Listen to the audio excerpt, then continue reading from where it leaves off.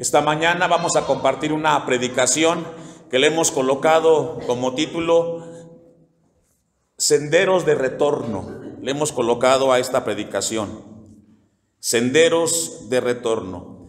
El profeta Jeremías, cuando escribe este capítulo 2, que está registrado ahí en su libro, está delante del pueblo y comienza a profetizarle al pueblo, a un pueblo que después de un tiempo se había dedicado al pecado, al paganismo y a la oscuridad.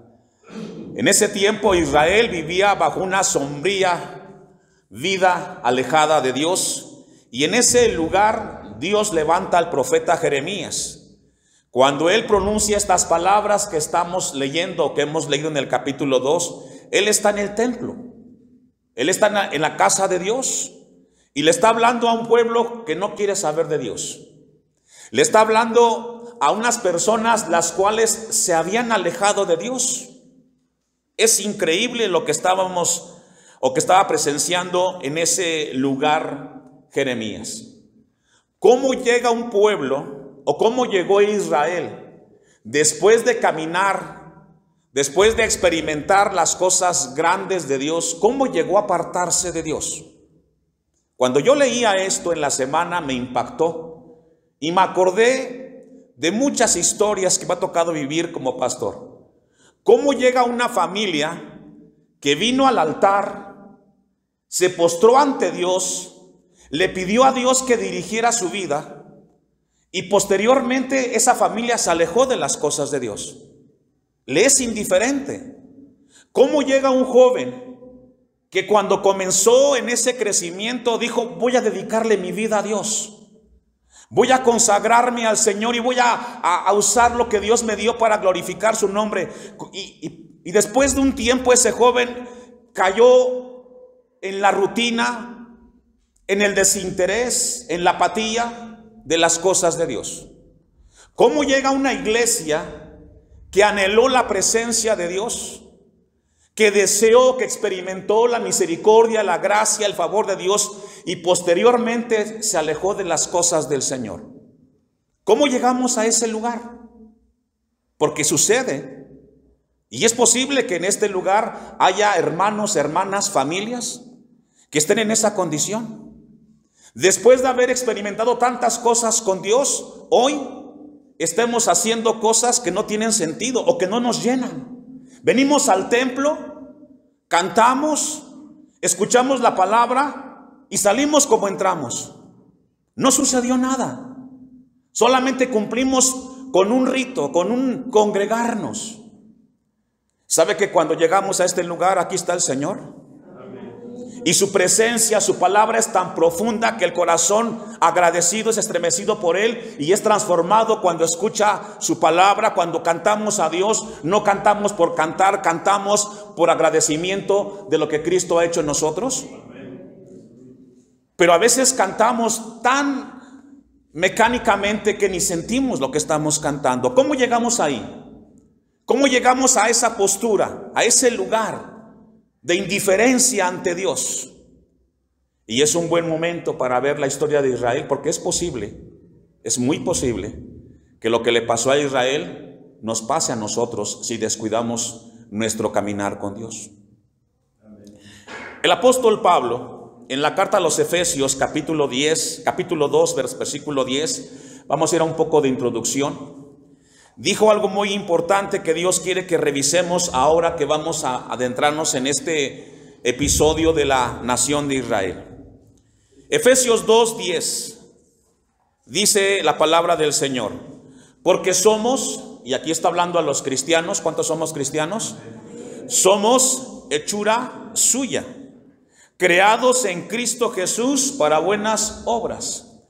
Esa palabra hechura en el griego tiene una definición muy interesante. La palabra hechura en su definición griega significa poema, significa poesía, significa una obra de arte, de un artesano. Fíjese, ¿qué somos para Dios? Una obra de arte. Somos una poesía. Somos algo que Dios hizo y que somos únicos e irrepetibles. ¿Qué hace usted con un cuadro, una obra de arte? ¿Qué hace con ella en su casa? ¿Dónde la coloca? Le busca el mejor lugar, pinta la pared y dice: aquí voy a poner este cuadro porque es hermoso, es precioso, y quiero que toda la gente que venga vea esta obra de arte. Y esto es lo que somos nosotros. Somos una obra de arte que gracias a Cristo en la cruz del Calvario y su resurrección nos dio salvación por la eternidad. Somos una obra de arte porque somos hechura suya. Somos algo extraordinario que Dios hizo con nosotros. Vivíamos una vida en esta tierra sin sentido. Caminábamos viviendo por vivir. Pero algo sucedió. Nos alcanzó Cristo, nos encontró Dios. Nos habló a través del Evangelio. Su palabra nos impactó. Y a partir de ese momento somos una obra de arte que Dios hizo en cada uno de nosotros. ¿No está contento por eso? Deberíamos decir gloria a Dios. Gloria al Señor, porque lo que nunca imaginé ser, hoy lo soy gracias a Cristo Jesús. Y dice la Biblia, somos hechura suya, hechura de Dios, una obra de arte, con un propósito, creados en Cristo Jesús con un propósito. ¿Cuál es ese propósito, hermanos? Buenas obras. Somos una obra de arte, una poesía de Dios, para llevar a cabo obras, para llevar a cabo acciones, cosas que glorifiquen el nombre de Dios. Dice Juan 15:5, yo soy la vid y vosotros los pámpanos, el que permanece en mí y yo en él, este llevará mucho fruto.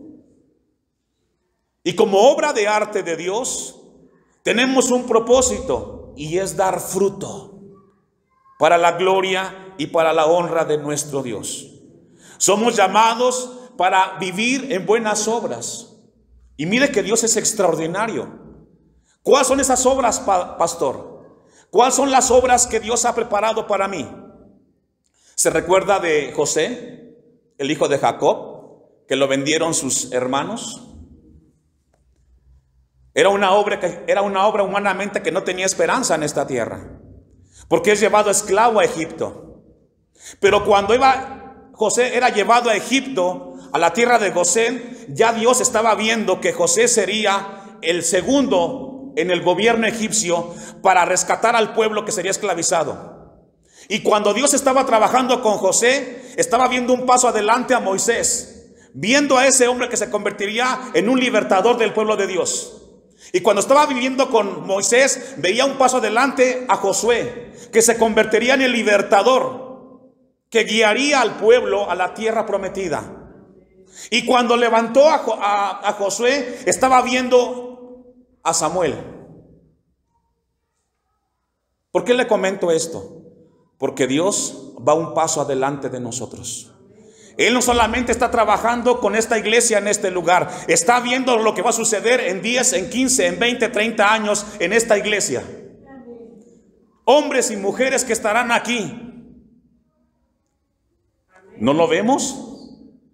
Pero Dios dice que somos una poesía de Dios, hechura suya, para buenas obras. Qué importante tener presente esto esta tarde o esta mañana. Vamos a ver 4 encabezados en esta predicación, que son senderos de Dios. En primer lugar, vamos a ver que debemos de volver al primer amor. Número 2, vamos a ver volver a los valores eternos.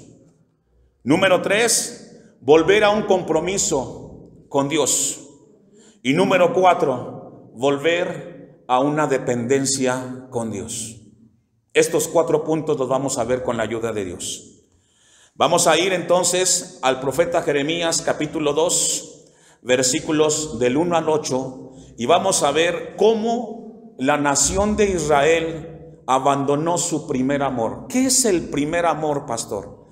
Es ese sentimiento, es ese amor cuando nos entregamos a Cristo la primera vez. Esto nos parecía algo maravilloso, no había tiempo, no había un límite, todo era para la gloria y para la honra de Dios.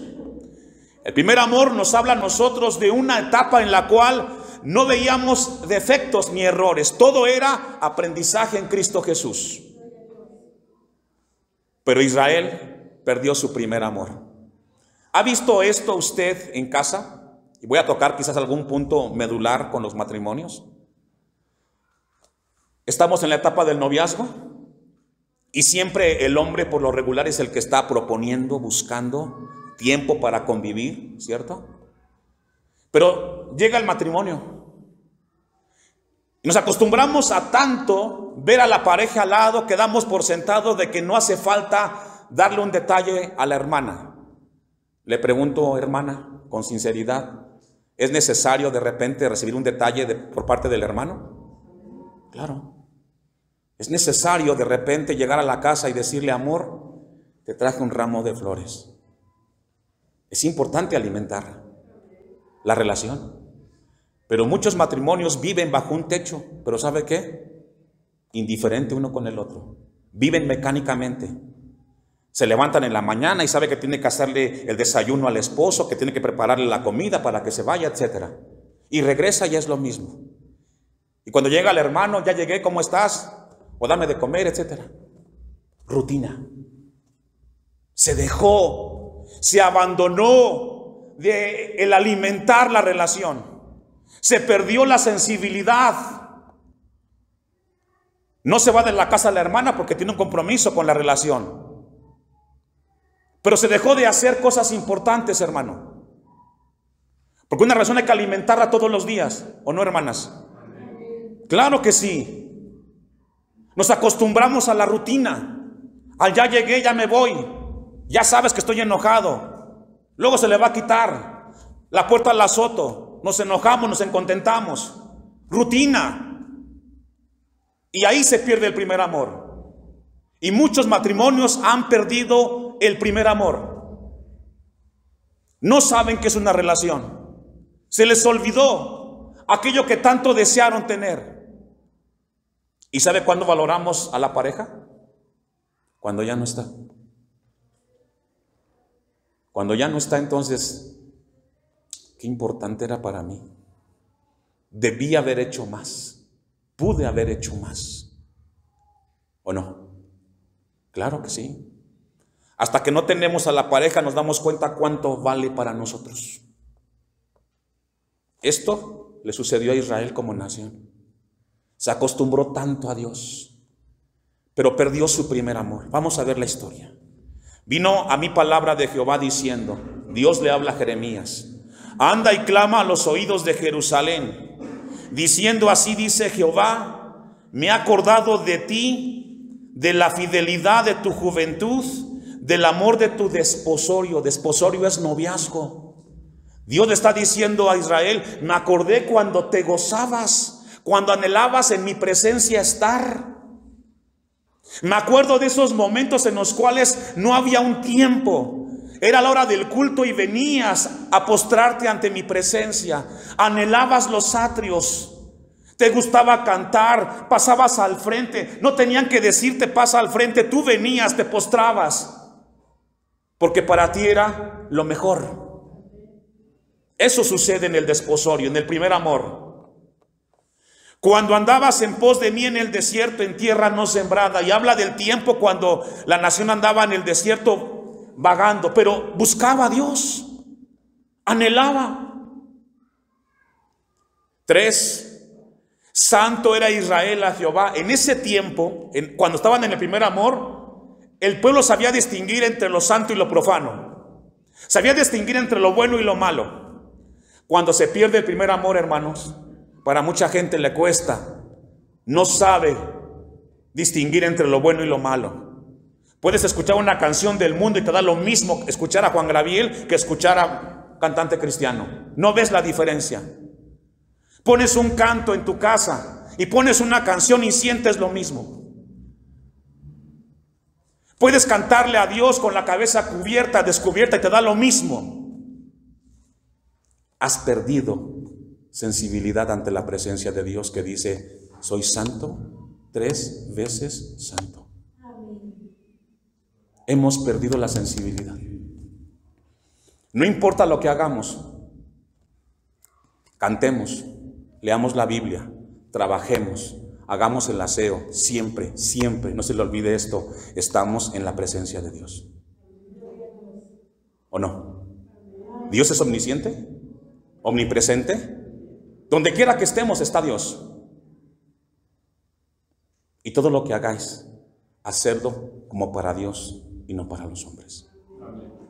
Pero Israel, en ese tiempo, dice el versículo 3, santo era Israel a Jehová, en ese tiempo del primer amor.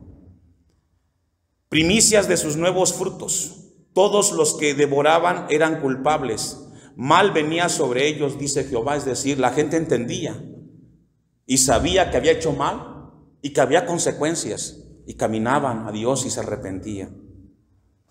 En ese primer amor, Israel buscaba a Dios, pero perdió la sensibilidad. ¿Sabe qué es perder el primer amor? Porque en el Nuevo Testamento encontramos en la carta de Timoteo, el caso de Demas, ¿se acuerda? Que dejó las cosas de Dios y se fue tras las cosas ¿de qué? Del mundo. Dice la Biblia que Demas fue un hombre que dejó a Pablo y se fue al mundo. ¿Sabe dónde perdió Demas el primer amor? Perdió el interés por la venida de Cristo y se fue detrás de las cosas del mundo, prefirió el mundo.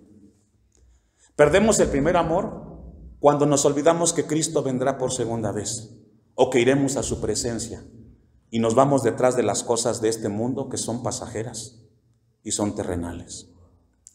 Mateo 25:1, Jesús habló al respecto.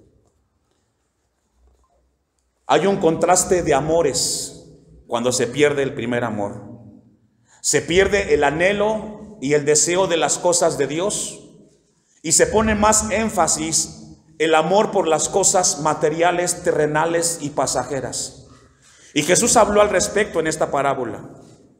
Mateo 25:1 leo. Entonces el reino de los cielos será semejante a 10 vírgenes. ¿A cuántas? 10.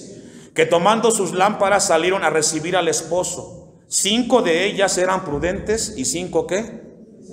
Las prudentes, entiéndase, tenían el primer amor. Las otras 5 perdieron la sensibilidad y perdieron el primer amor. ¿Sabe, hermanos, que debemos de anhelar siempre estar con el Señor? Cuando estamos en el primer amor, siempre anhelamos estar a cuentas con Dios, porque nunca sabemos cuándo estaremos delante de Él. Vivimos preparados para el encuentro con Dios. Las insensatas 3, tomando sus lámparas, tomaron consigo aceite. Mas las insensatas tomando sus lámparas no tomaron consigo aceite. Se llama imprudencia, lo dice ahí mismo. No tomaron con rectitud. Mas las prudentes tomaron aceite en sus vasijas juntamente con sus lámparas. Y habla aquí de gente que toma con propiedad, con el valor, las cosas de Dios. Se preparan, están ahí. Porque si no lo hacemos, hermanos, en el primer amor, corremos el peligro de perder y abandonar todas las cosas de Dios y acabar siendo insensibles.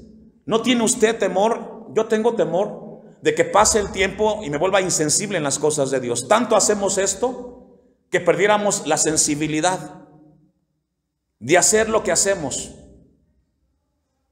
y no dejando que Dios toque nuestros corazones. Sigue la parábola hablando.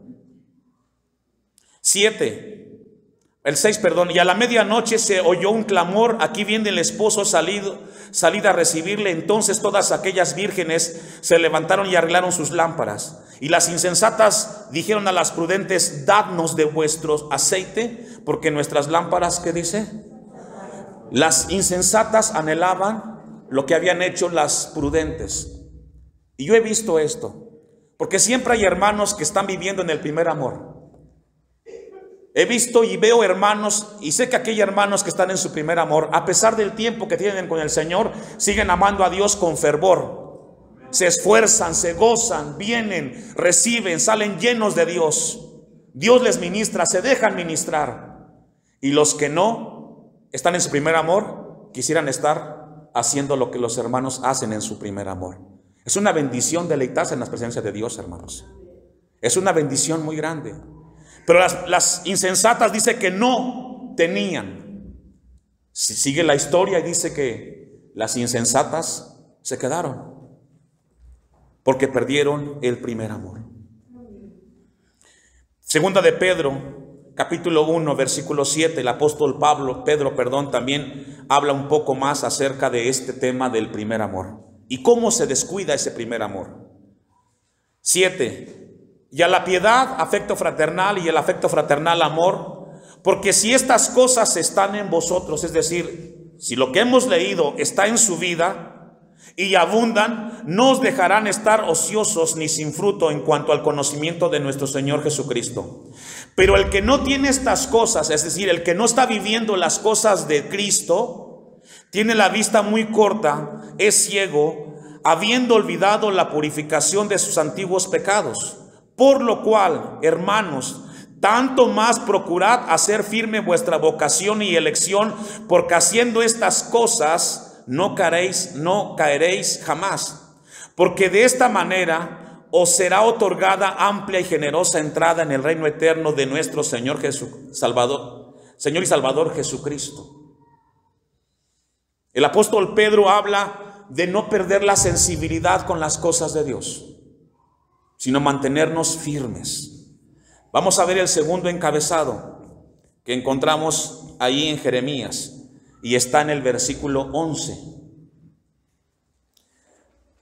El pueblo de Israel había perdido el valor o el sentido de los valores eternos. Dice el versículo 11: ¿acaso alguna nación ha cambiado sus dioses? Mire, lo que está diciendo aquí Jeremías está conectado con el versículo 10.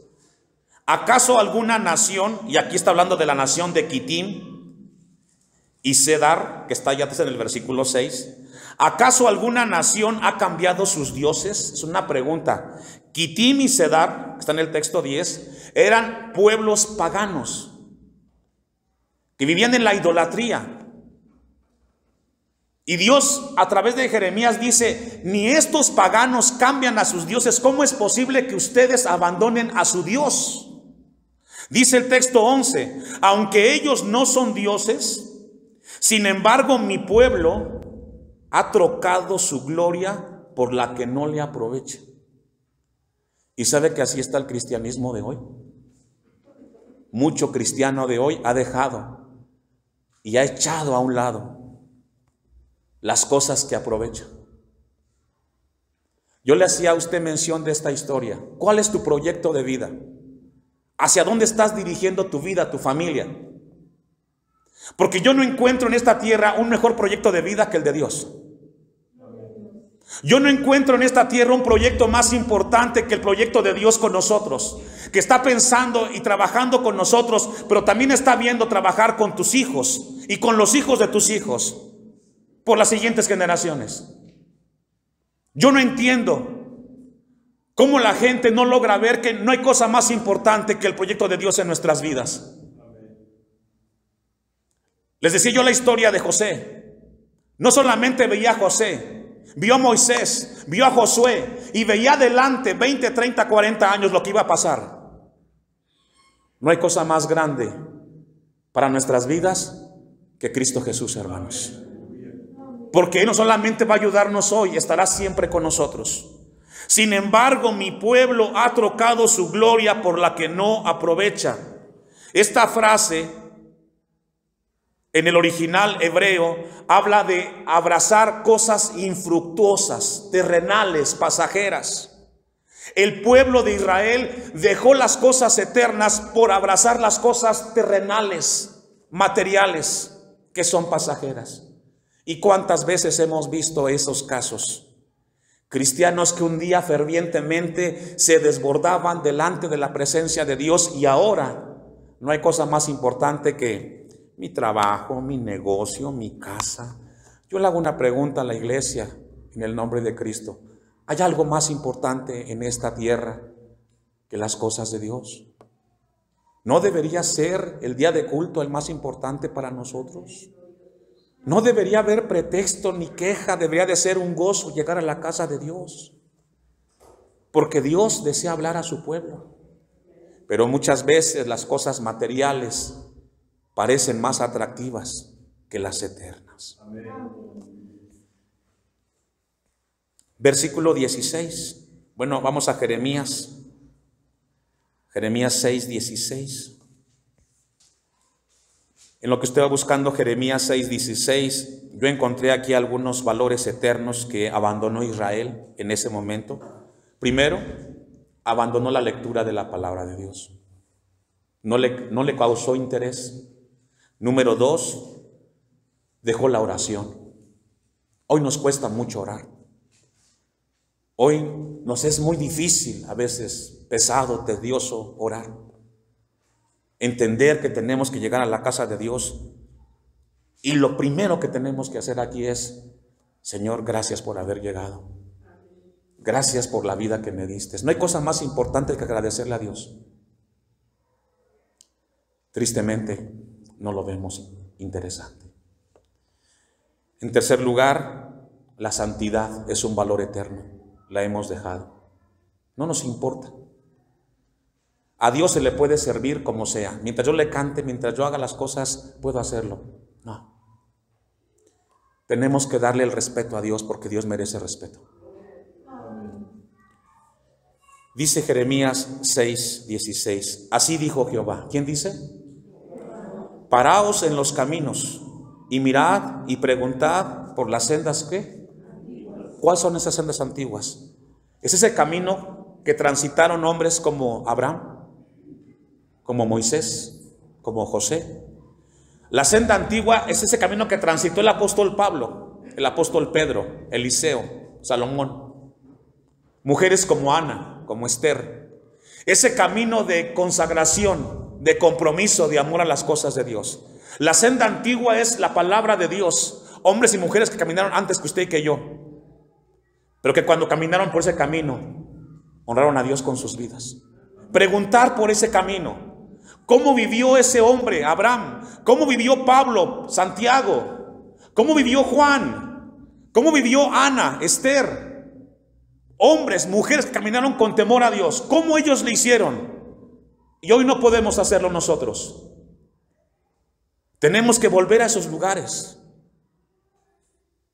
Dice el versículo 16: mirad y preguntad por las sendas antiguas, cuál sea el buen camino. Y para poder regresar a esa senda, tenemos que reconocer primero que nos equivocamos. No puedes corregir lo que no estás seguro que debes de corregir. Le hago una pregunta a usted como iglesia. ¿Dónde está su vida cristiana en este momento delante de Dios? ¿Cómo está? ¿Cómo la estás viviendo? ¿En tu primer amor? ¿Cómo es tu vida? En el día a día con Dios, ¿cómo la vives? Si estás bien, gloria a Dios. Y si no, Dios te habla hoy. Es tiempo de regresar a la senda antigua. Pero para poder volver ahí tenemos que reconocer que hemos caminado lejos de Dios. Pensamos que estamos con Dios, pero hace tiempo que hemos abandonado al Dios de la Biblia. Y recuerda esto: en tu caminar en esta tierra, no solamente vas tú, te llevas también a tu familia en ese andar, para bien o para mal. Tu familia te va a seguir y Dios quiera que sean las cosas rectas con Dios. ¿Cuál sea la buena? El buen camino, y andad por él. Es decir, no solamente reconócelo, vívelo, y hallaréis descanso para vuestras almas. Qué triste es ser cristiano y no tener la paz del Señor, ¿verdad? Qué triste es conocer la paz de Dios y no vivir la paz de Dios. Eso es muy triste. Vamos a dejarle ahí y continuaremos una segunda parte, los otros dos siguientes puntos. Póngase de pie y vamos a darle a Dios gracias por su palabra en esta tarde, mañana.